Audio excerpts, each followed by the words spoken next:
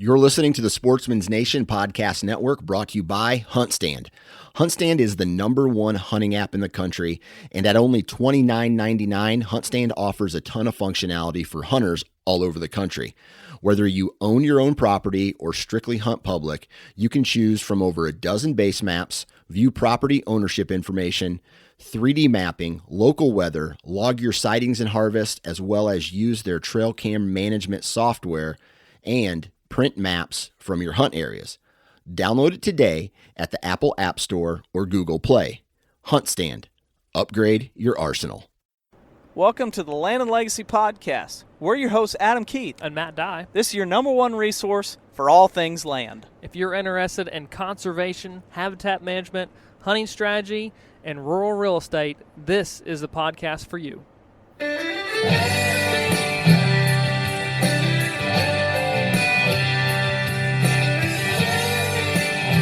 Welcome back, Land and Legacy Podcast, everyone. Myself, Adam, is here. Matt somewhere there, here. Right? Yep. Yeah, I'm ready to rock and roll. And Adam, I gotta be honest with you. The season is open. People are familiar now with the past couple of weeks of successful podcast recapping hunts, so they know that it's here. And that's exciting and everything, but just looking ahead at the next few months for Land and Legacy and what we're working on kind of behind the scenes and whatnot, I'm so excited for, let's say, the future and the turn of the new year. There's just so many good things that are coming, and it's just really fun to be kind of sitting back, and we've been able to slow down just a touch and be home a little bit more and kind of work on some things, but there's a lot of fun stuff happening. No doubt. I think January 2022 is going to be a fun time in the history of Land and Legacy, and It's going to be just another step forward in assisting and helping people improve properties across the country, anywhere that you're able to listen to podcasts or watch videos. So it's going to be fun. Yeah. I know it is when Land and Legacy started, we were very busy in the early part of the year, and then kind of summer hit, and there was a few more things that we did. Late summer, we got more consults, but then fall hit, and it was pretty well like, okay, we can unplug, we can catch up, we can do our other stuff. Like, that's when we would focus on some real estate stuff. We would focus on revamping and doing different things. Mm-hmm. And now it's like, that's kind of what we're hoping to do, especially for this January, is like, okay, we want to button everything up. We want to improve the overall experience or the overall deliverables to our clients, improve the product we give them. That's the breadwinner of our businesses, is the consulting side. And so we're like, okay, let's button that up. But then we just continuing to get consults during the fall, which is one of the weirdest times to consult, because you're like, why don't you cut that in next week or tomorrow when you're here, and then hunt over it next week? Yeah, right. Yeah, it's very strange. Let's try and zip through this open field, so then we'll go stand in a tree stand the rest of the day. Yeah. No, but it is. There is just a lot happening, and we're not. People are going to ask, I know, but we're not going to reveal all the happenings until it's time. So it's going to be cool. It's going to be fun. I think a lot of people will be excited for some of those changes and announcements that will come at the right time frames. But there's just an excitement about it. So I don't want to take away from the fact that it is deer season. People want to hear about, what's been happening, because no doubt you got a story to tell too. Yeah, no doubt. And it's kind of one of those that this hunt almost fell through the cracks because of just trying to make sure that we're putting out more content and timely content. And Chad shot his nice deer, and it was like, well, I honestly kind of halfway anticipated maybe having another story, and this one might just be a portion of a podcast, but there's a lot of things in this one that make it's important to talk about because there's so much that can be learned from it. Mm-hmm. And I think one of the big things about this one is, I want people to picture their first farm, the farm that they purchased, and maybe they've leased it in the past, and they buy it, or maybe they have they've never stepped foot on it, and they're like, you know what, it's time.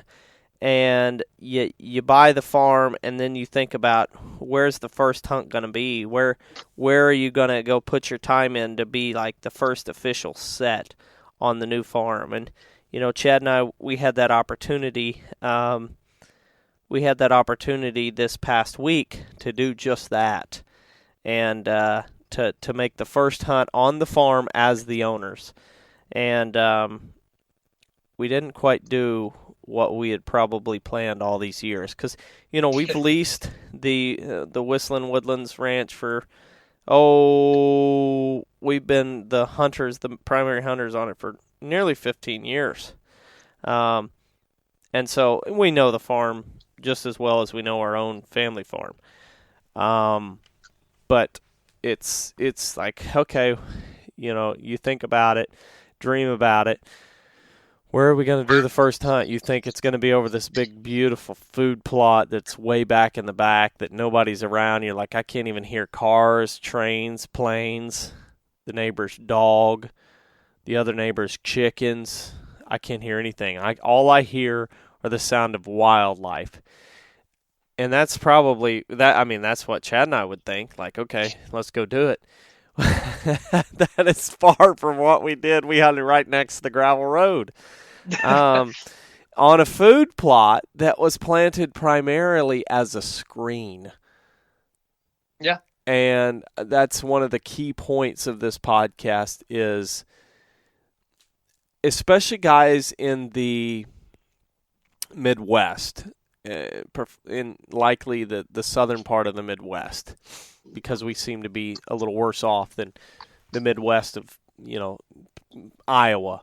And if you're from the north, this little tip right here may not be for you, but I want you to get an idea of where we're at, and what we're dealing with here in the Midwest, because I've seen pictures coming out of clients that have planted Legacy Blend or planted in New York and in Michigan and Ohio and Pennsylvania. It's just like green, beautiful turnip leaves are 10 inches tall, and I think, boy, isn't that nice? Everything you would expect. I just think about the growing season of the Great Lakes region, northern climate, where it's like, really you don't have as long of a growing season. You can grow the fire out of turnips, man. Nebraska's just go crazy, it seems like. And then you can plant other blends that have a shorter growing window, or a maturing time, and it's just like, oh, look at that. It grew, it made seed, it grew, it flowered, it made seed, and then poop, I kill it, and then I plant brassicas, and now they're just big and beautiful. Here in the Midwest, we've kind of shifted in the last 5 years. And by that I mean, I've said this before, but our dry period is now late August, September, October. That seems to be, it could be a little bit shorter, but the worst part of the dry year is early to mid-September, which is just like, not only is it dry, but it's been very hot. So if you have little wheat stubble coming up, or I guess wheat stubble's not the right word, young, fresh wheat growth that's 3 inches tall, that heat is killing a lot of it, because especially if it's bare ground. Or it's just sitting there just dormant almost, where it's like, oh, just get through this. Just get through the heat. Just get through the heat. And then it starts picking back up in latter part of September, early part of October. And by that point, it's not got a long growing period before it gets hit with a frost and the growth slows down. And that's kind of what we're dealing with right now is, a lot of our brassicas, our legacy blends, our bounty hunter are not growing incredibly fast because we haven't had good rains. If we've had rains, it's 2 inches in 30 minutes and most of it runs off. And so it's very made little it very difficult. Yeah, I was just saying very little. If we got rain, it didn't soak in. Yeah. And what little bit did, it got hot and dry and windy the next few days, and so the top layer of soil dried out again pretty quickly. Yeah. So it just was not a good scenario for planting, even if you're doing all the right steps too. Yeah. I want to just make that important. We're using no-till drills. We've got thatch. We're not doing tillage. Still difficult. Yes. Still difficult to get anything established, growing. It's more like if something did germinate, it's just still and stagnant and not growing. It's just like, please, I'm hanging on, please. Yeah, and so it's been tough. But one thing that keeps coming up, and it's came up the last couple of years, is the power of good perennial clover plots. Yep. Like the Revival blend that we helped develop with Stratton Seed Company. It's got chicory, alfalfa, and 2 types of clover. That has been just amazing, especially if it's been in bottom ground where it's a little bit more loamy and not so much gravelly. Like I think of one food plot, Ruby Ridge. It actually this is year 2. It got pretty roasted this fall. Now it's starting to grow back up. I actually rode through it yesterday, and it's greening back up. But it's not that, to me, I picture that September, early October clover being 6 inches tall, beautiful, deer pouring in it, and before they go and hit brassicas and are eating standing grain. And it's like, oh, that's beautiful. But it's not coming back as withstanding the dryness like I wish it would, which isn't any surprise. Now, the other thing is, so perennial clover, but summer blends. Mm-hmm. And I think there is so much to be said about summer blends that contain certain species like we have in the Heritage Blend, because soybeans, like, for example, and I think food plotting is one of those where when guys start asking food plot questions, it's almost like uncorking opening the can of worms, because there's so many variables that come into play. And even if you lay out all the variables, do you have too many deer? How many acres do you have? What's the soil type? How are you doing soil tests? What's it look like as far as the surrounding area? And then once you pull in all of those variables, and you could say, okay, to answer them to find the perfect solution, the weather still has to cooperate. So you're saying there's a lot of variables. There's too many variables to really, that's why, food plots are amazing, but sometimes if you're putting all your eggs in that basket, there's going to be years where you're like, this is awful. Mm-hmm. And right. So one of the reasons, looking back, there's so many other podcasts, and one in particular devoted to this, but one of the big reasons why we developed the Heritage Blend was to increase diversity, but have the ability to plant. One of the big benefits of this is having the ability to plant a small food plot or a food plot with high deer density, to where you could have some vegetation that's providing a food source, but not just, if you planted monoculture soybeans and deer ate all the beans, you would have bare ground, because you'd have a little bit of thatch left over maybe, but it's going to be decomposing rather quickly. So you didn't want to have bare ground all summer long, just turning that soil into concrete. Well, and let's not forget the fact too that at this time, I just talked to a landowner in Maryland, and it's happening everywhere. But soybeans are turning. We're in the middle of season, and they're in this in between stage of very attractive during the growing season, early growing season, mid growing season, but now late growing season in our region.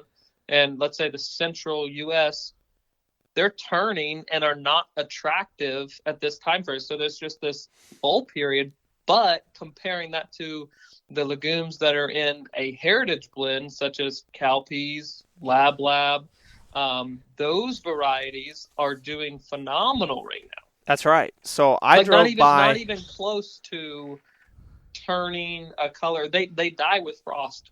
Yeah, every year. They'll be beautiful green, and then frost hit them, and you're like, whoa, what happened to those? Did somebody spray herbicide here? Yeah. Nope. God just put frost on the land. There you go. Yep.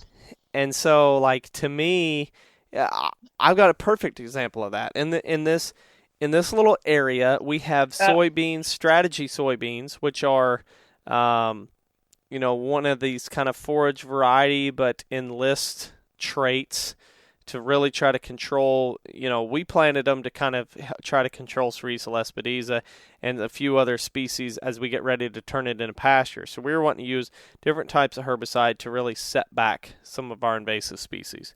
Did a great job.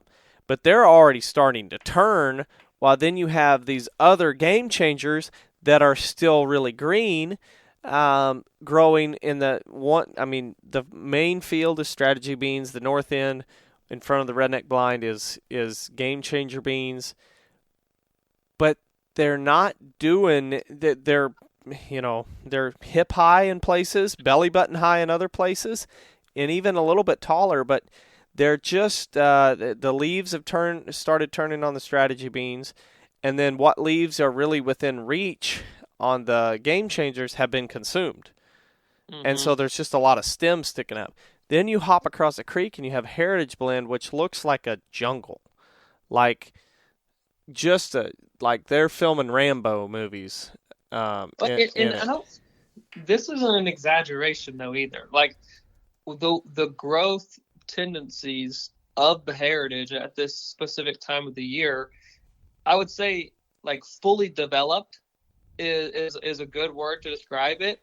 But it really does resemble a jungle. You're not just being dramatic or expressive. You don't that's walking an accurate through way of describing it. Yeah, it's a 6 foot tall jungle. It's a viney. Yeah. Similar to like kudzu in the south, from the standpoint of where the cowpeas and the lab just go crazy, and then you had the structure of milo and sun hemp to climb up. That it just climbs up and then falls over and climbs up and falls over and climbs up and falls over, to where it's just vines on vines on vines, and you think, my goodness, this is awful to walk through. But it's almost like it might be too thick for the deer. Well, then they find holes and they make trails, and all of a sudden they can maneuver through it. Mm-hmm. And the thing about it is, if you were to devote and you were to hear one of our podcasts raving about how awesome Heritage Blend is, and you're like, you know what? I'm going to do it. I don't even need soybeans. I'm going to do it. You would have phenomenal forage throughout the summer as long as you didn't have extremely high deer numbers. Now, it can take grazing pressure or browsing pressure a lot more than monoculture soybeans, but still, you can't have it completely ridiculous. Let's be realistic. Mm-hmm.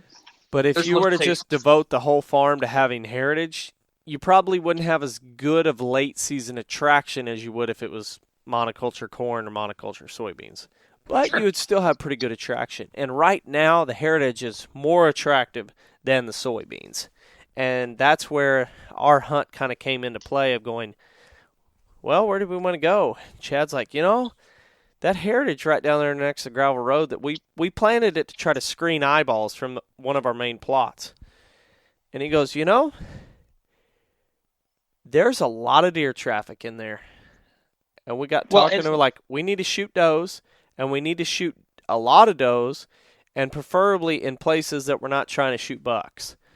So we start trying to pick odd areas of going, tonight we're likely not going to see a good buck because I can't think of any good bucks that are on camera pretty consistently.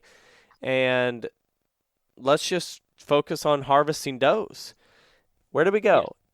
And the heritage plot came into play.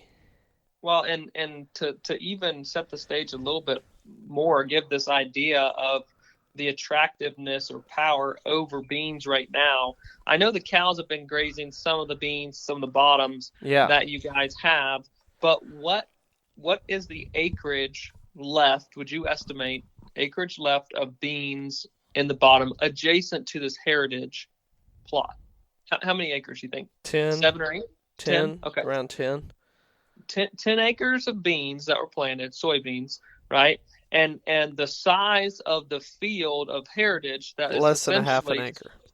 Right. So that right there should automatically tell people listening, okay, there's a 10-acre bean field adjacent to. The only thing that's separating this half-acre field and this big bean field is a creek, and it's a dry creek. So it's not like it's impassable. They are choosing the half-acre of forage from this diverse blend over 10 acres of a secure bottom field of soybeans. That's right. And it's pretty remarkable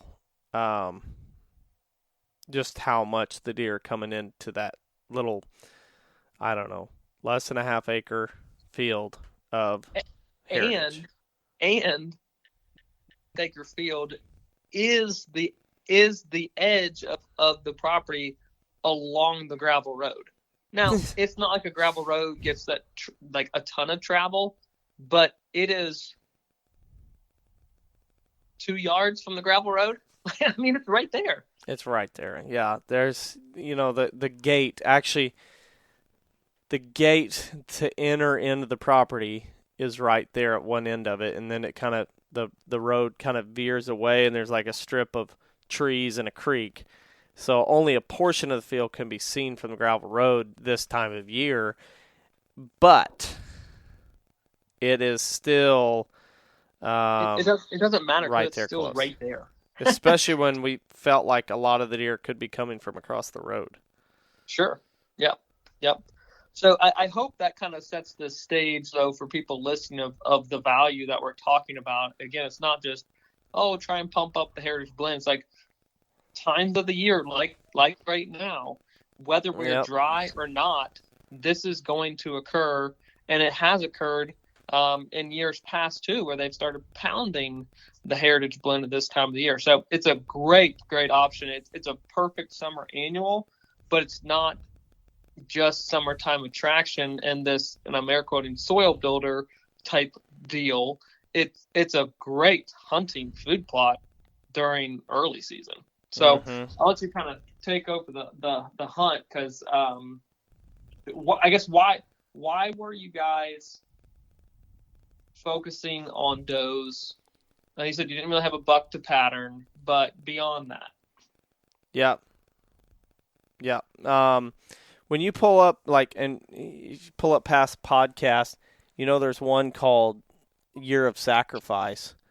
And in that podcast, we talk about how this is a year that we're trying to sacrifice the low pressure, harvest big bucks. This is a year that we're saying we need to really get the doe population under control. We're going to log. We got a lot of things going on.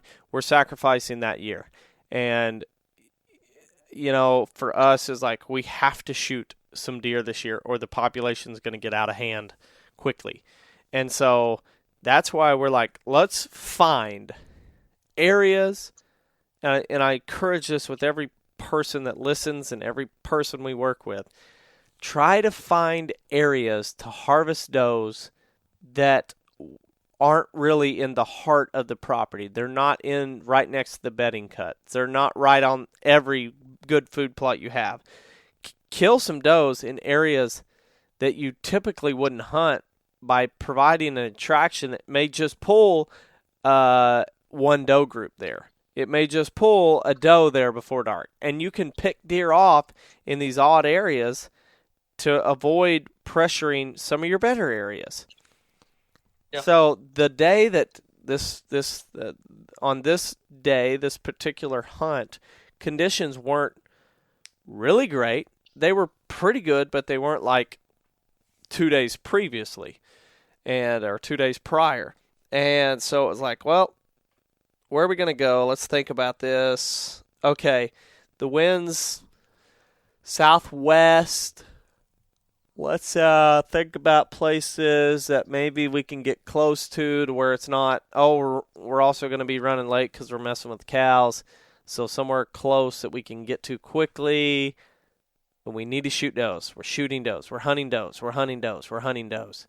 It's like, let's hunt that place. And so our first hunt on the farm that we officially own was so close to the gravel road. When our neighbor drove back to go to her house, we saw her clear as day. And Right kind of on, sit there man. like, Way to break the ice. should we wave or not wave kind of deal. Like, Yeah, is this unfriendly to wave from the stand or Yeah. what? and we weren't that close. I say that a little bit Yeah. jokingly. As she drove by, I was like, okay, whatever. And we're set up on on this heritage blend, which is about 6 foot, 7 foot, 8 foot tall, depending on the area and the density of the sun hemp and the binding of the cowpeas and lab. And we sat there, I don't know, a little while, and all of a sudden, I'm kind of dozing, looking out in the beans, because that's kind of how my saddle was set up. And Chad's kind of looking over the heritage better, and I'm looking to my left. He's looking out in the heritage, and I look at him because we're kind of looking at each other around this sycamore tree we're in. Mhm. And I said, hey, do you see any deer behind me? And he kind of looks, and he goes, no. And I went, okay, sounds like there's a deer back there, whatever. And I sat there. And I finally was like, okay, there's something back here behind me. And I turn, and 35 yards, there's 2 deer, 2 antlerless deer. I'm like, where did they come from? And then I get to watching them, and I'm like, oh, no wonder they snuck up on us. They were just like bird dogging through the heritage. They would duck their head down, crawl, like hunker in and walk under these big mounds where it was just lots of vines from the cowpeas and lab, and just pop back up and start eating some more, and then kind of like legit like lowering the shoulder to go through this stuff. And it was like tunneling. Oh my goodness, like what in the world? And we just kept sitting there watching them, and all of a sudden Chad looks out to the right, or to our left, and he says, hey, I think there's another one up there. And you could just see sun hemp, which is blooming right now. If you've never seen sun hemp blooms, they're pretty awesome. These yellow blooms on like 7 foot tall sun hemp shaking, just like flagging, like catfish on the limb line shaking. And we're like, there's got to be a deer there, but I don't want to be tricked, because earlier in the hunt there was an armadillo that did the same thing. So like, I don't know, something's up there though, and it's just like shaking. And I felt like that old Troy Lander, Truishagel. And we're sitting there and watching that, trying to figure out what's going on. And all of a sudden we start picking out, and there's 3 different deer that are in this field. I have no idea how they got there, but they're in the field, and you can occasionally see the tops of their heads. Right. And we sat there and we're like, oh my goodness, like this is insane how you can't see these deer. It's one of those things where you can walk by it and you can drive by it and you're like, man, that's thick. But until you put something out in it and either are only catching glimpses of that animal, or you're seeing it, I'm not saying struggle through it, but really just strategically each step they're taking, you just don't realize how thick and like robust that blend really is. Yeah. Pretty incredible. And so we sat there just waiting for something to come into range, and at this point we've seen 5 deer on this field. And it's like, man, this is kind of ridiculous. Like, this is a little bitty field, there's 5 deer on it. I wonder how many other deer are out in the beans. And then we saw like a nice little 80, 90-inch 8-pointer in the beans. Mm-hmm. So there's definitely starting to be deer moving. And all of a sudden I turn around, and the first doe, she's moved, and she's like right already in range, but behind a tree. And it's like, whoa, we better spin around and get ready. You on her?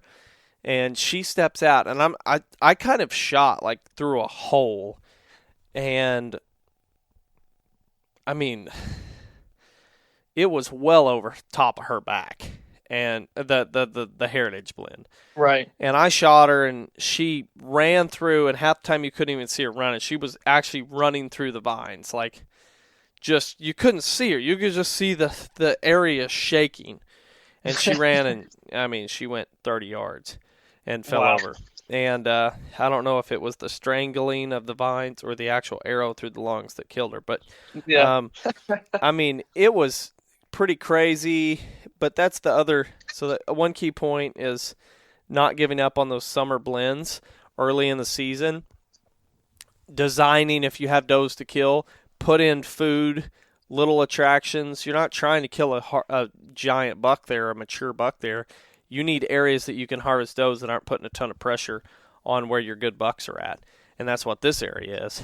And shot her, and then the other big doe that was out there, she got all like, what's going on over there? They can't really see each other, but they can hear what's going on. So she comes to investigate, and I immediately grabbed another arrow because work doesn't stop at one. We've got a bunch of deer we need to kill. Yeah, you're already in the field. So you that's right. It's going to be a late night regardless. Might as well just tough it out a little bit longer and so you can shoot another one. That's right. And so what knocked another arrow. She didn't ever really give us a good shot. The best shot we had was 35 yards, full alert, with some vegetation right around the kill zone. I'm like, I'll take that at 20, but not at 35. Right, so, right. Yeah, we let her. She ended up walking off, and then we had a couple more deer try to come in. They actually came in downwind. It could have been the doe that I almost shot after I'd already killed the other one. We had more, so we had 2 or 3 more coming down the hill, but in a weird pocket, and they saw or smelled us, got out of there, and then we had another doe and fawn come into the field right at last light. And I almost shot her too. I actually started drawing to try to get her, but just couldn't get it to happen. So when it comes to the doe management, I think it's just so crucial to stay on top of it and make sure that you're aware of what's going on. For us, we see this a lot of times with people who have had properties for a while and do a lot of habitat management and focus on shooting mature deer. I don't know what percentage, Matt, but I would say more times than not, the property ends up degrading because does aren't harvested at a fast enough rate. Yeah, I would. I don't. It's different for every region and farm, of course, but that's it doesn't really matter the timing. It just honestly matters to those listening that happens, and that's reality. And so you can put in this hard work by improving the habitat, and then for specifically better numbers of deer or better quality deer, and actually see over the long term that not happen, that goal not be reached because of the number of deer that are on the place if you're not managing them appropriately.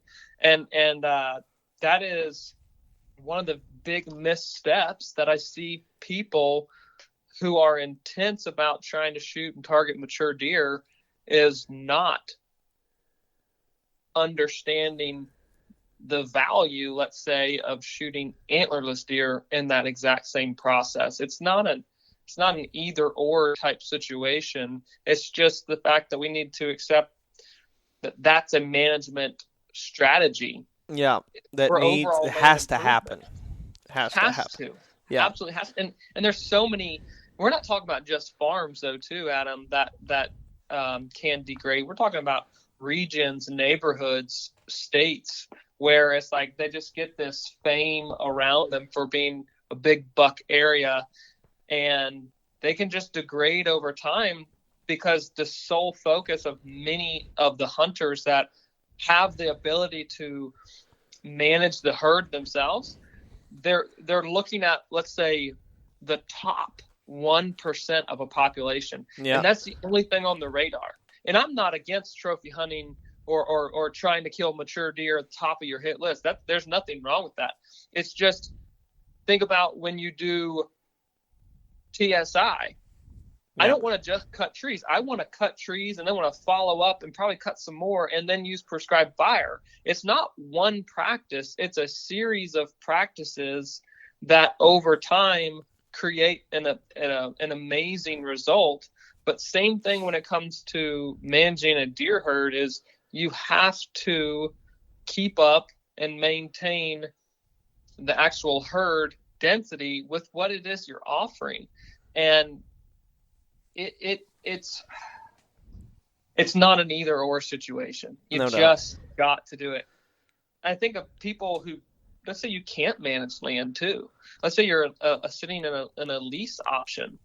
What is the biggest thing that you have direct control over is the actual herd density and the quality of the herd that's on that property. If you can't, cut trees or plant or burn and do things. But, you can look at the devil's advocate of that side of it too and say, if you're in a situation where you're a smaller parcel and you have, like, I can think of a couple clients where they have a smaller parcel right next to a state park where there's no hunting. And it's just like overload. And they can shoot them and shoot them and shoot them and shoot them and still just keep getting replaced. And so one thing that people have to consider too, this is, ultimately so much about our job is trying to understand that, because if you're just like, there is no template, there is no way that one person can say, you own land, do XYZ, and you're off to the races, because each and every property is different. Each and every region is different. And not only is that different, but all the variables that come into play, they're all woven together, and trying to pick the threads that tie it all together and managing that are ultimately how you make the biggest impact. And so sometimes if you are one of those people where you're in a neighborhood completely bombarded, the best thing you can do is make sure that you're trying to educate the neighbors as well and make sure that they know. So one thing that Chad and I have talked about with multiple neighbors of ours that have been through the years where we didn't have a lot of deer, and they're starting to say, it seems like we're starting to have a lot of deer. We immediately are like, make sure you shoot does this winter. Make sure you're shooting them, because this is right at this is right at the summit of the mountain where we can either dive bomb off the other side and let the population get out of control, or we can stay right here and make sure that we're staying on top. And that's where it's really crucial that you can kind of understand not only your property, but big picture, what's going on in the whole neighborhood. Absolutely. And that's a great way to introduce yourself and kind of break the ice with neighbors.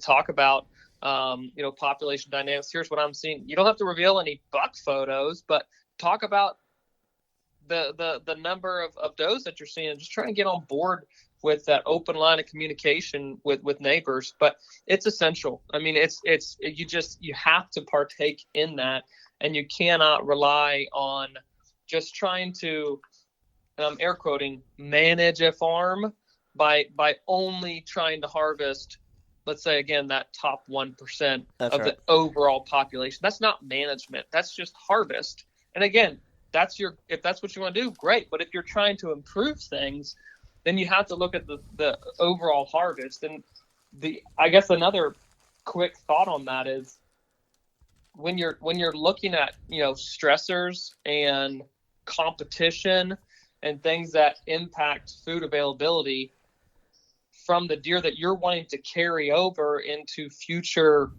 generations and to move them up into older age classes, a deer or a doe, an antlerless doe, poses, let's say, the most competition for those future deer that you want in the deer herd, because they're eating the exact same food that all those other deer that you want on your property down the road are eating. Yeah. So if you want to make that biggest impact, well, reduce the number of mouths that are consuming that limited amount of food. Whether you have a lot of food or not, it's still a set amount of food available on the property. And so let's allocate those resources, those food resources that are limited to some degree during stressful periods, to the deer that you know have a future on the place. Yeah. And if not, target those does, whatever the number may be for your site that's appropriate, and remove them, because again, those ones are those deer pose the greatest competition risk for the future of the farm. That's right. And so people don't think of like a deer as like a competitor, but really when we think about it as over the course of years and seasons, they absolutely are. There's only so much food and space on the property. That's why it's humorous when guys can talk in one side of their mouth about how their deer population is out of control, and out of the other side of their mouth they're saying coyotes are a big problem around here. Right. And how they put this emphasis that we're trapping. We got to be trapping, shooting coyotes, any coyotes. The only the only good coyote's a dead coyote. And it's like, but your population's out of control. Like even if a coyote figured something out and killed 50, you'd probably be like, "Oh, he killed 50 of my deer, but I got to shoot 75." It makes no sense to me from a practical standpoint. Yeah. Yeah. And I mean, why wouldn't there be a lot of coyotes on a property that has a lot of deer? Yeah, that's right. I mean, let's just be real, right? Yeah.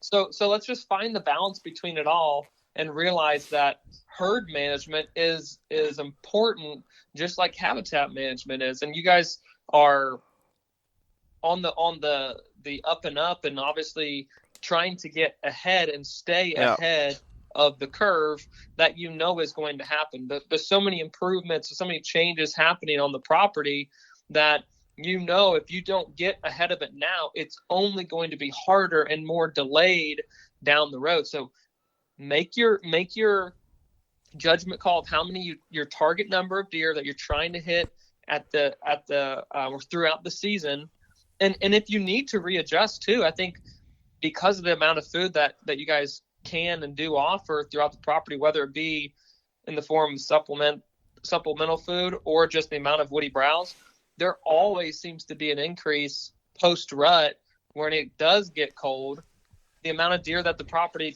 has on it. So, you can make that predetermined, okay, we're going to take X number of deer, try and get there and reevaluate. Are you still seeing tons of deer? Do you need to up that, or do you need to pull back a little bit? But until you hit that point, hammer down. I think you said pre-show, foot on the gas, and that's why you had a great hunt. But you can probably go back in there tonight and harvest more if you chose to. Yep. If time allowed. If time allowed. We were planning on going tomorrow, but it looks like maybe tomorrow might be a rain out. So it certainly does. Either way, I know we're going to keep grinding away this season, and we'll have more stories for everybody soon. And hopefully this podcast reminds guys that there's no better time to harvest does if you need to harvest does than right now. And I think the growing trend or the thing you'll see is, hey, early September is a good time, or late September is a good time to shoot does. Early season is a good time to shoot does. Hey, mid-season is a good time to shoot does. Hey, you know what? Late season, good time to shoot does. The only time that I probably don't shoot a ton of does is if it's like November 5th and I'm right downwind of a bedding area and I'm way back into the property. I'm like, I really don't want to shoot one and blow this whole place up. Right. But other than that, use mediocre time frames when the wind's not right or when the conditions aren't great, but you're hunting. Use that as a great time to harvest those. So when they're in range is when the appropriate time is. That's right. So, that's right. I hope that was enjoyable and educational for everyone. Yeah, guys. We appreciate you, and we'll catch you next week. Yep.